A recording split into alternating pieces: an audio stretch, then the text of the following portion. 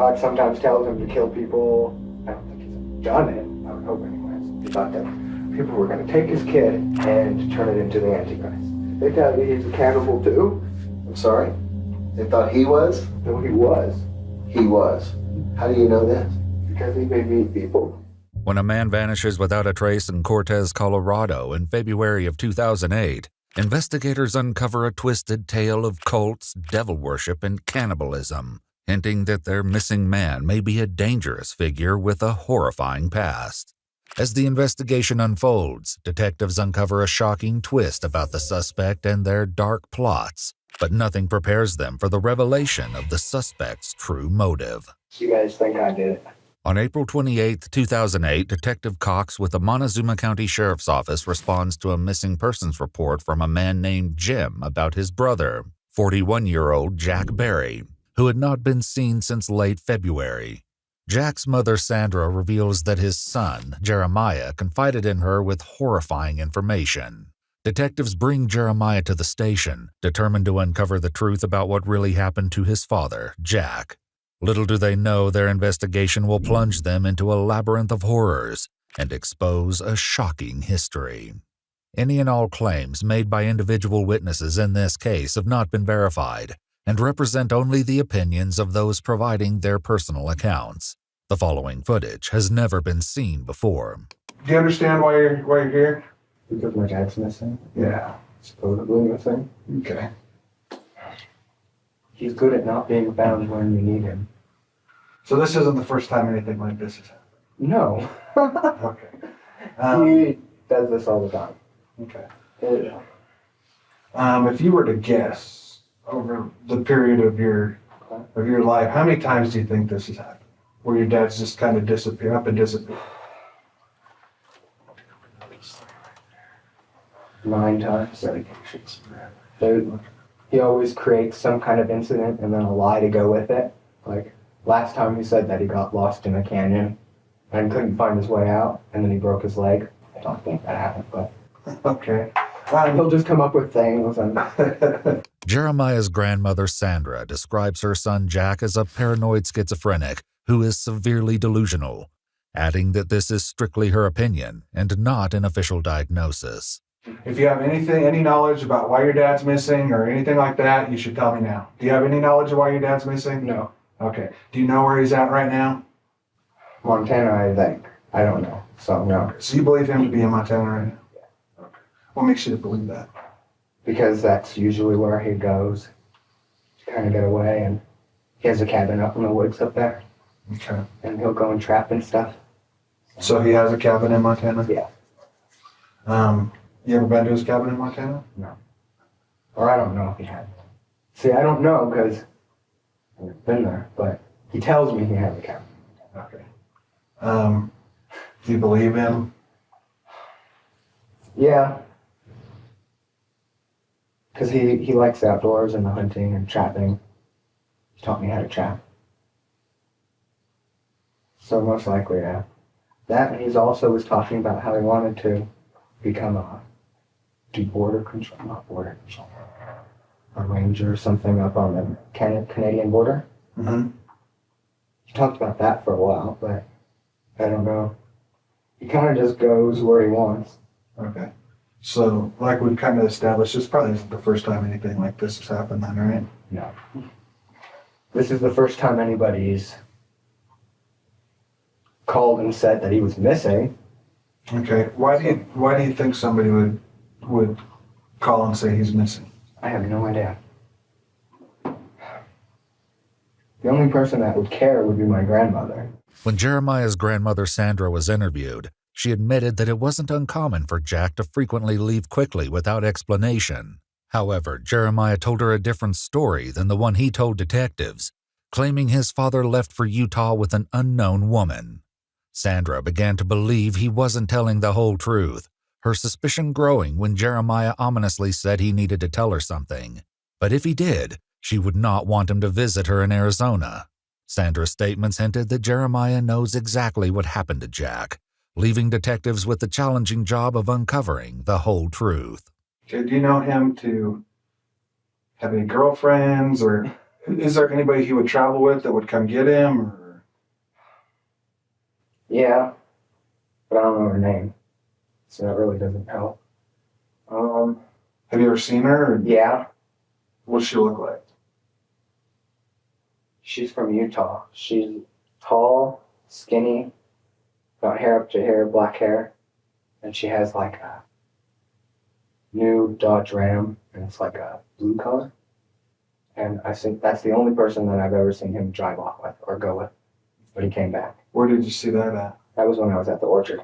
The Orchard is the name given to a sprawling expanse of apple trees just north of the Ute Mountain Reservation in Colorado, where Jack had been living in his trailer. They would later search his trailer for clues to his disappearance, unaware of the strange and bizarre discoveries that would await them inside. In the meantime, though Jeremiah doesn't know the name of the alleged girlfriend, his sister Rachel does. She identifies her as Joey and shocks investigators with the claim that Jack killed both Joey and her son, Brandon. The startling allegation leaves investigators scrambling to locate Joey to confirm her safety. As Jeremiah continues, he suddenly turns the topic into a strange new direction. He was trying to work at the Excelsior plant. He was trying to work there for a while, but then he started thinking that people were going to throw him into the machines and chop him up Why would he think that? because he's crazy. When you say crazy, how do you mean? Like he hears voices, God talks to him, Okay, what does God say to him? lots of things.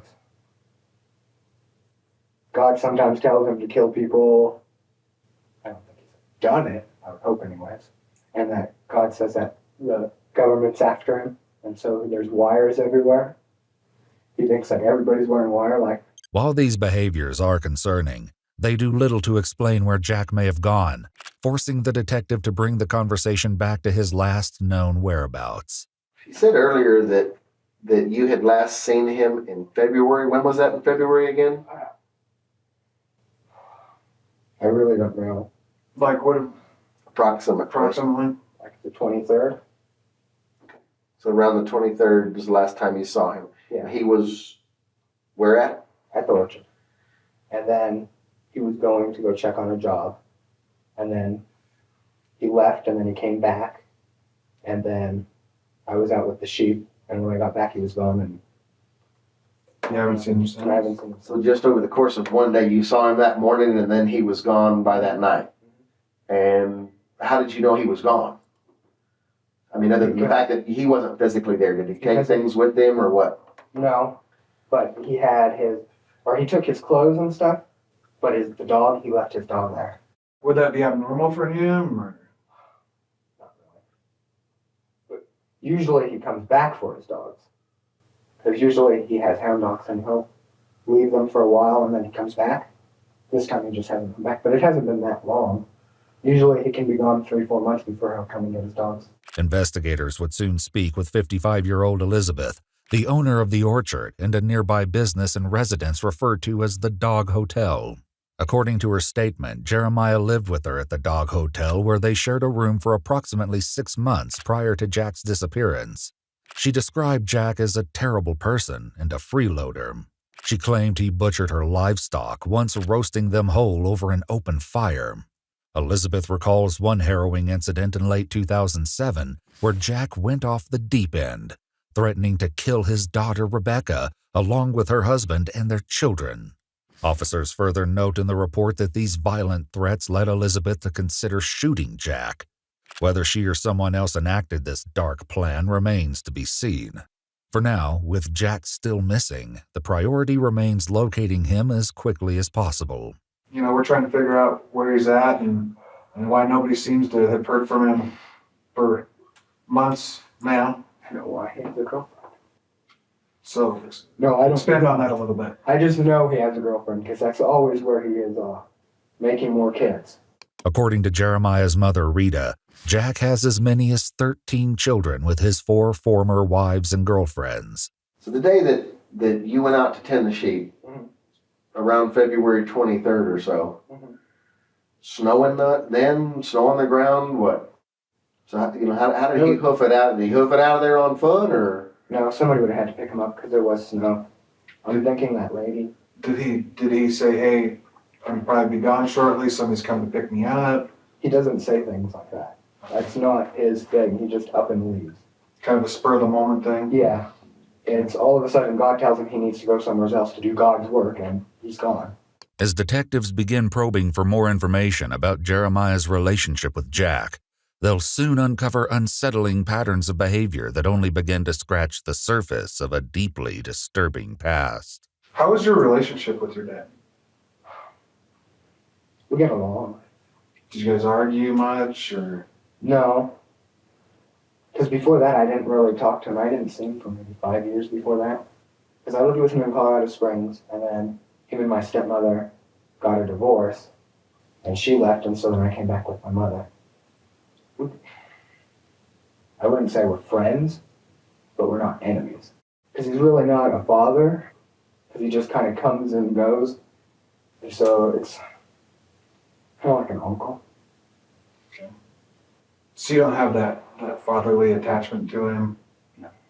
Okay. So I don't think any of us do. Does it hurt your feelings that he's just up and disappeared? Does it make you wonder, or? No, because I'm used to him doing this. This isn't shocking at all. It's like he's always leaving. So it doesn't make you feel bad? No. However, troubling statements from Jeremiah's mother, Rita, along with unsettling remarks from Jack's children, Rebecca and Josh, would soon point to a far more horrifying reason for their detachment. Had you and your dad ever been, or did you know of your dad getting in fights and arguments with your family here in town? Oh, yes. Tell me a little bit about that. He got in a fight with my sister Rebecca because he told her that these Christian people paid her to wear a wire to record him. And then that same day, he got in a fight with her, and then when he came back, then he threatened to kill.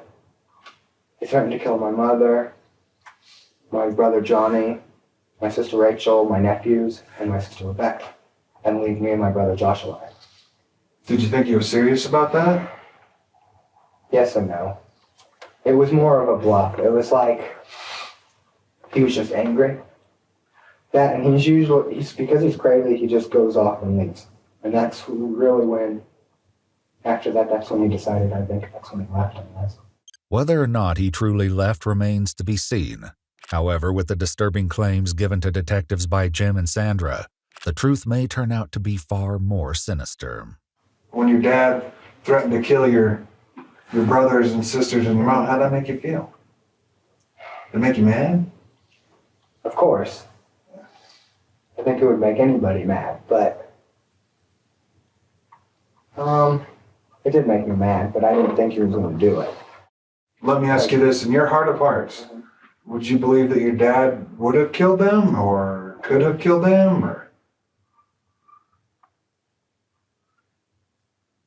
No, I don't think he would have killed them. Maybe my mother, but not the kids, I don't think. Why do you say your mom? My dad hates my mother. My dad cannot stand my mother.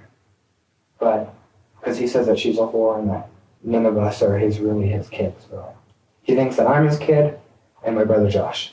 Jeremiah's mother, brother, and sister would each share deeply disturbing allegations in their interviews with investigators.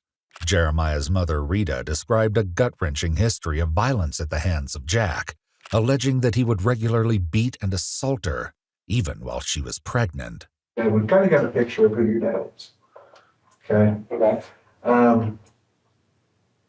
Let me ask you this. Did your dad ever abuse you kids? Yeah.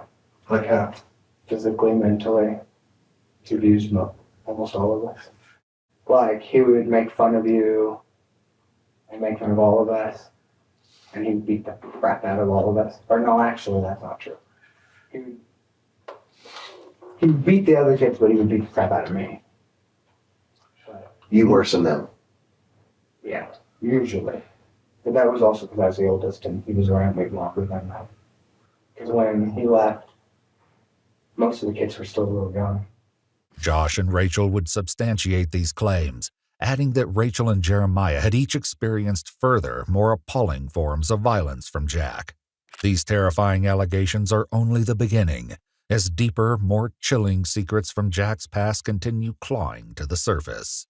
Still, Jack remains missing, and despite the harrowing revelations, none of it points to what may have happened to him. You described your dad several times as crazy as can be. A lot of times that stuff runs in a family. Believe me, I know. Did any of that get over into you? I mean, do you have problems with anything, hearing voices or anything? How about his parents, his mother, his father? Were either one of them having problems with his it? father was crazy, too. According to Sandra, Jack's father, Jack Kiesling, also known as Reverend Whitehorse, had a bone-chilling history of violence. She claims he led a devil-worshipping cult in New Mexico near Silver City in 1986. Police did confirm there were unsubstantiated rumors of devil worship in the area in the 1980s, but no specific information regarding Kiesling or Reverend Whitehorse was found. The harrowing discoveries made in Jack's trailer at the orchard revealed that perhaps he was equally fascinated with dark energies, just like his father. Meanwhile, Jack's shocking history takes a dark and twisted turn, as Jeremiah's sudden admission brings horrifying new implications for their missing subject. They tell me he's a cannibal, too. I'm sorry? They thought he was? No, he was. He was. How do you know this? Because he made me eat people. Who did he make you eat? Dead Mexicans that were illegal. And who killed them? He did.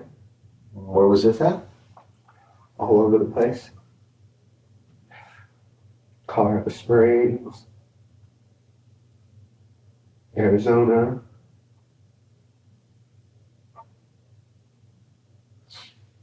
At what age were you when that was going on? Before they put me in CPH, so. Like, I can remember from like 6 and onwards. You actually saw him killing these people? Yes, because he thought I should help him. How many would you estimate there were? 13. 13, you're pretty definite about that. Yeah, because I can remember them.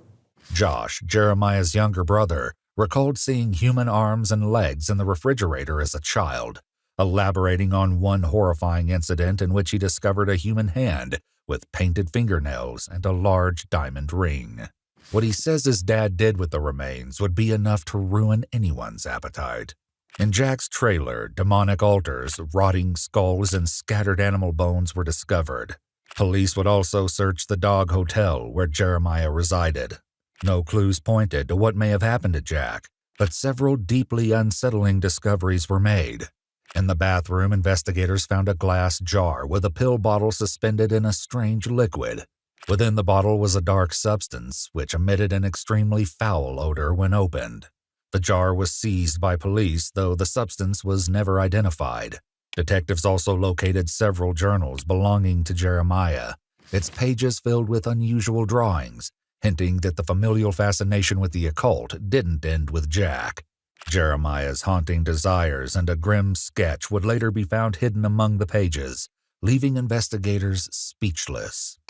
When you say he tried to make you help, how did he try to make you help? Like, cut him up. Because he was a meat cutter. And he was teaching me how to cut him up so that it would be the most tender. And he would force you to eat them as well.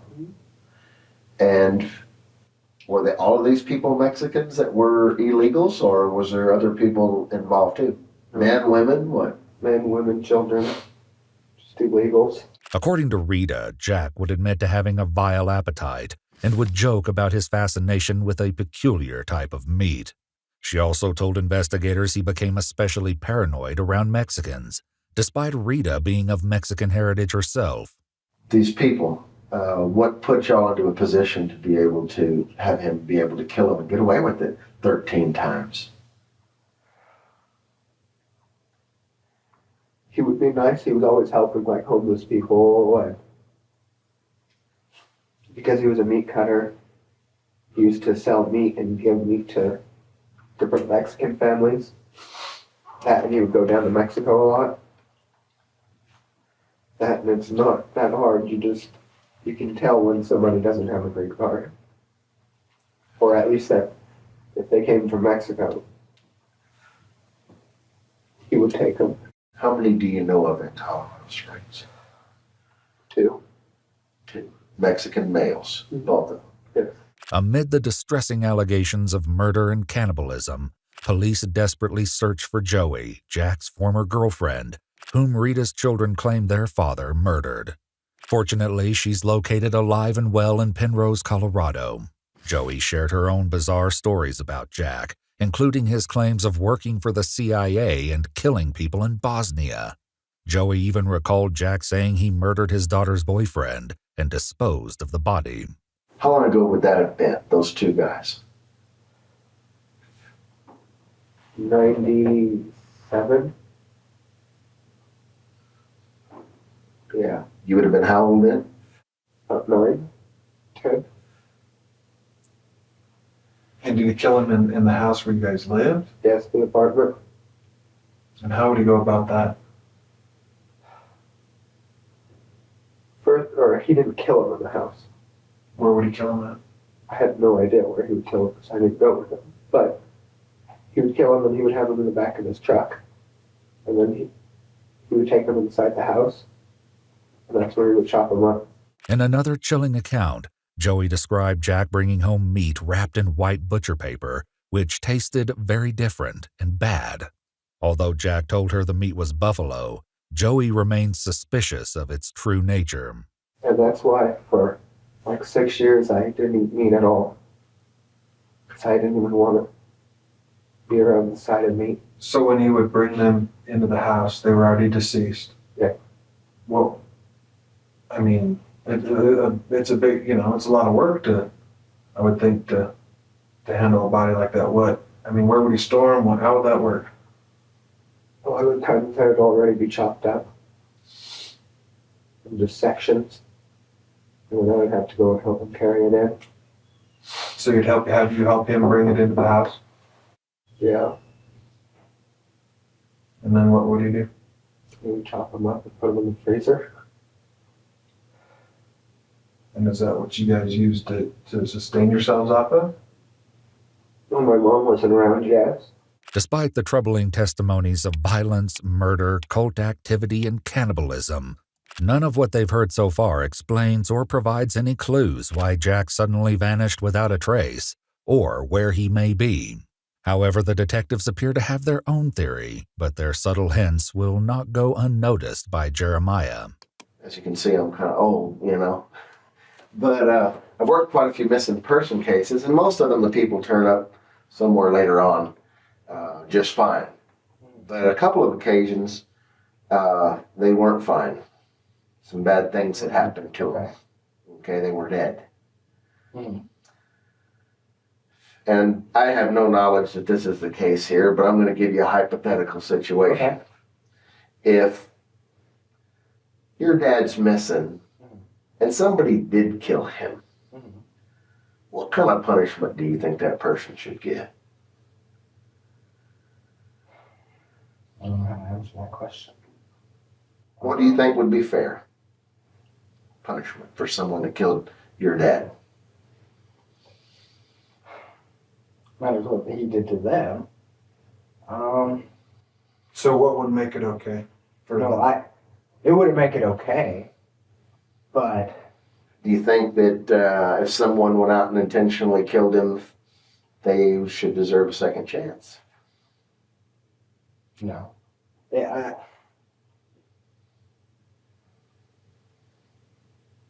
I don't know. I don't see anybody killing him, though. That's... Okay, if somebody was to kill him, yeah, I think they deserve a second chance. Let me ask you this. Okay. From everything I've heard so far, your dad wasn't a big part of your life, kind of left your mom, with all your brothers and sisters kind of on your own trying to fend for yourselves. Mm-hmm. Be honest with me. Okay.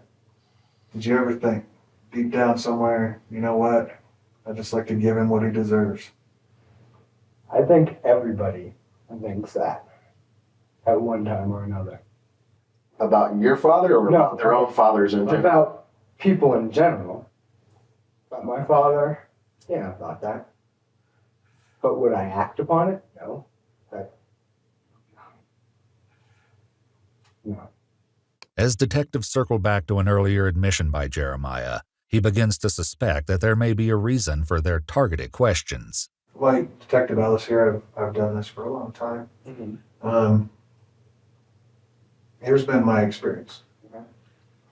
If you got a guy, kind of like your dad, in and out, here and there, kind of sporadic through your life, and he's abusing his kids physically and mentally, Mm-hmm. probably abusing them in other ways too. Did that go on in your household? You guys think I did it? No, look. Well, he has this twitching thing to the eye. I have a twitching thing all over my face. But no, it's not just that. And then you said my grandmother. Yes, he agrees. What makes you think that would make us think that you were doing it though? Just those few things. No, just because the questions that you've been asking are interesting questions. Well, that's because they send us to school to teach us how to ask these interesting questions. But that doesn't necessarily mean that we're thinking one way or the other just at this point. If there's something that you need to tell us or you want to tell us like that, we'd sure be glad to hear it. But there's nothing I would like to tell you. What Jeremiah has yet to realize is the detectives are aware of much more than they're letting on. When Jim first contacted detectives about his missing brother, his suspicion that Jeremiah was involved in Jack's disappearance was not simply based on a hunch, but on a horrifying confession by Jeremiah that would soon transform this missing persons case into a full-blown nightmare. if there's something you know about this, now's the time to tell us, because, you know, if there's something that's happened, you know, we can work through that. So that's why he's asking you right up front, you know, because you're not dumb. You can see, yeah, I would be suspect. I'm one of the last people to see it. So yeah, it's just the energy you're putting off is making me feel like. At first it didn't. Actually, at first it kind of did, but towards the end of, or it's the end, but Here's what I'm trying to figure out is what happened to you then. If it ends up him just wandering off somewhere with somebody, so be it. most likely. If it's more than that, I'm gonna find that out too. Because here's the deal with things like this. Okay. Whether it was just him wandering off, or whether it was something else, we'll find out. our investigation will not end until we know the answer about where he's at. The detectives leave the room to discuss everything Jeremiah has told them so far. When they return, their attitude toward Jeremiah takes a noticeable turn. Okay, at this point I believe that you know more about what happened to your dad than what you're telling me right now. Okay. Okay, and what you've told us up to this point. A couple of the things I want to clarify with you is this. When we were at your house, I asked you when was the last time you saw your dad. Okay, and you told me on February 19th. Now all of a sudden it's the 23rd. Okay, when was the last time, Jeremiah, that you saw your dad? You're asking somebody who doesn't keep track of dates and time. Let's go with the 20th. Okay, Jeremiah, do you have any knowledge about what happened to your dad? No, I don't. Okay, why would somebody say that you did? Who said this? According to reports, his grandmother Sandra was reluctant to believe Jeremiah's admission, as he had a history of being dishonest. But when he asked her if she wanted Jack's wallet, later discovered in Jeremiah's backpack, the possibility he was telling the truth became frighteningly real. With pressure mounting on Jeremiah, the detective finally forces him to confront what really happened to his father. Here's what I think. I think that your dad abused you and your siblings for a long, long time. Okay? I think that you were mad, and I think you were angry, and I think that he put you in a situation where you had to make a life and death decision. Is that what happened?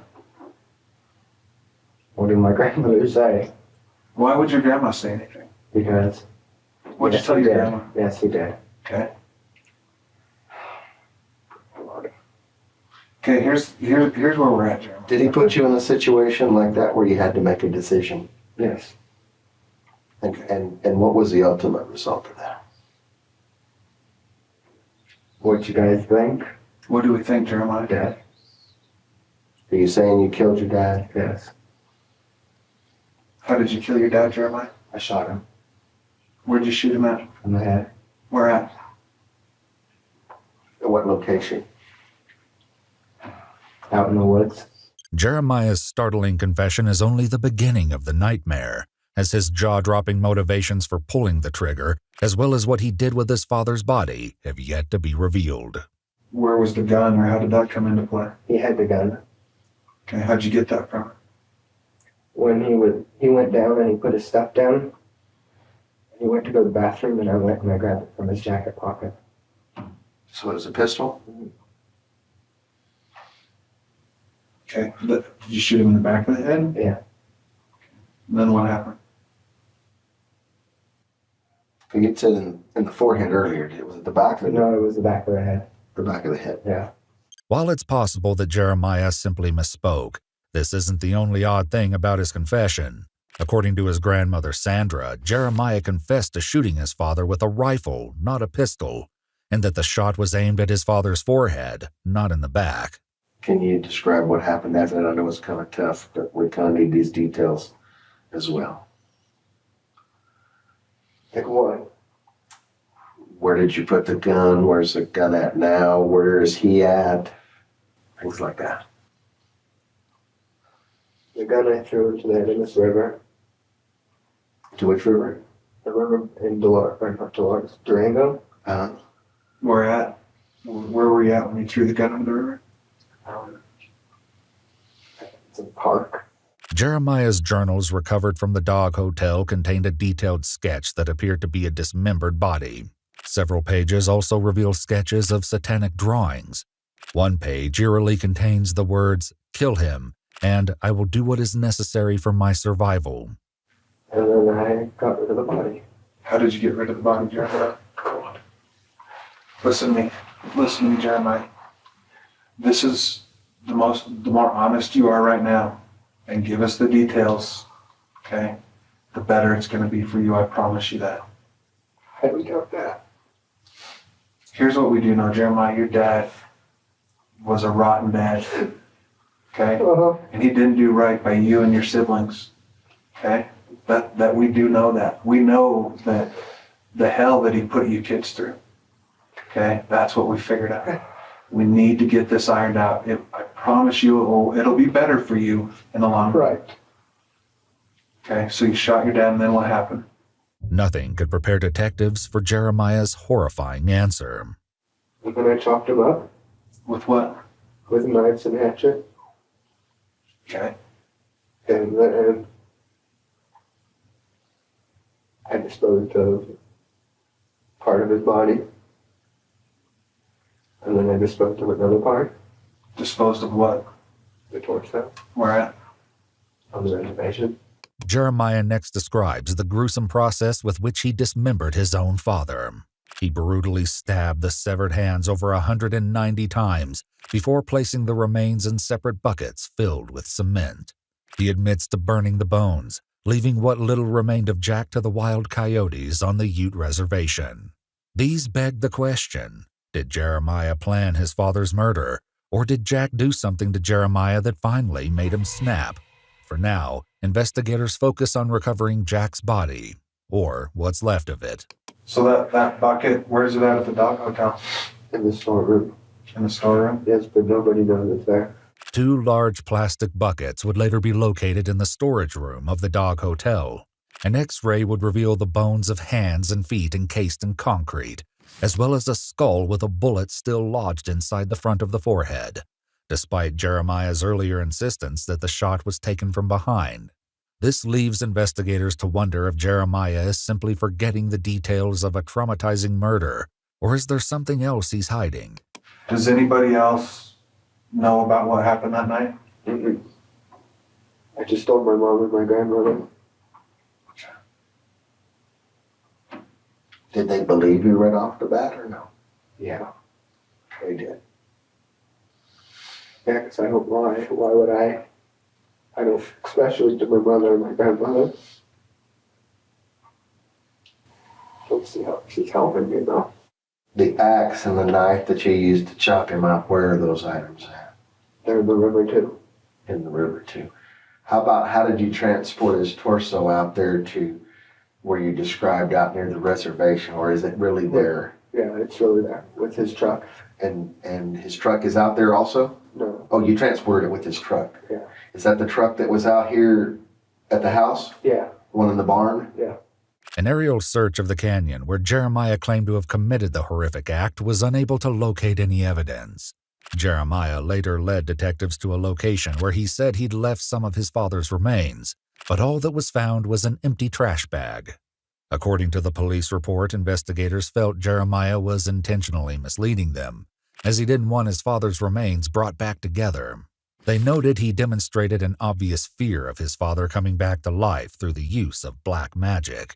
Jeremiah's shocking treatment of Jack's remains leaves investigators grappling to understand his motive, though nothing could have prepared them for what they would soon learn.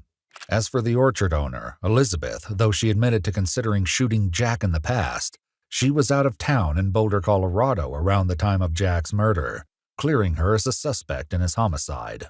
With no proof to support a theory that someone may have helped Jeremiah, and with potential other suspects cleared of any involvement, the detectives worked to identify what could have possibly pushed Jeremiah over the edge. What happened that got you to the point that you felt that that's what you had to do? It's not working out. You know what, Jeremiah? It's emotional, man. It's okay. If you need to. If you need to, cry. We cry too, buddy. If you need to, you take care of it. Yeah. He told me that God told him. It's okay.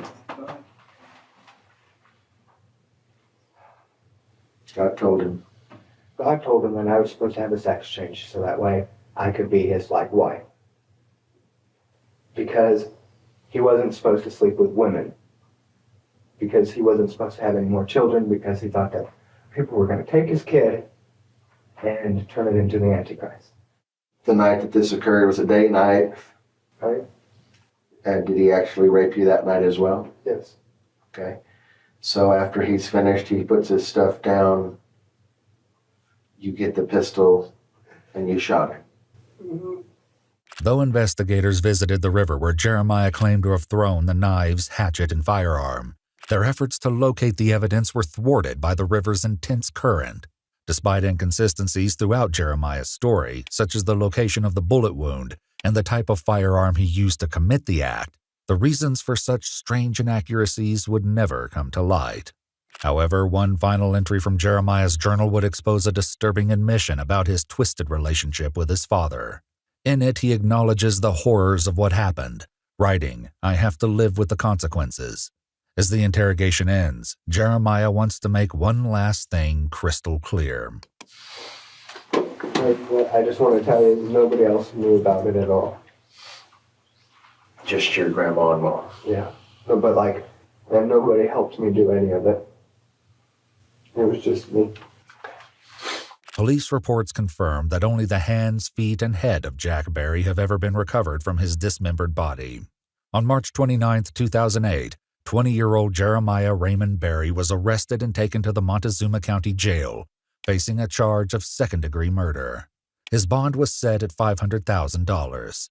On August 6, 2009, he initially entered a plea of not guilty by reason of insanity, but was later found competent to stand trial. He ultimately pleaded guilty to 1 count of reckless manslaughter and 1 count of felony menacing, and was subsequently sentenced to 3 years in jail, with 443 days time served, and an intensive probation lasting 141 months. On March 2, 2012, after his release, Jeremiah died of an unconfirmed cause at the age of 24. No one besides Jeremiah was ever implicated in the murder and dismemberment of Jack Berry.